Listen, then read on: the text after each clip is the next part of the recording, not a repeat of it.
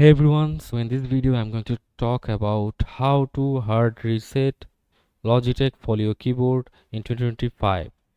So first of all, you need to know when you reset the keyboard Folio, all Bluetooth pairing stored on the keyboard will be erased.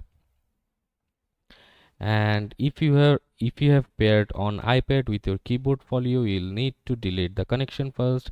See your iPad documentation for instructions, then turn the keyboard off and then back on. After that, press together and release the home plus O keys twice, and after that press together and release the home plus B keys.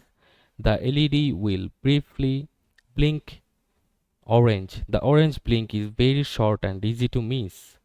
Turn your keyboard off and then back on. The Bluetooth LED on your keyboard should blink quickly. Be ready to pair. Pair your keyboard Folio with the iPad or uh, the device you want to pair with.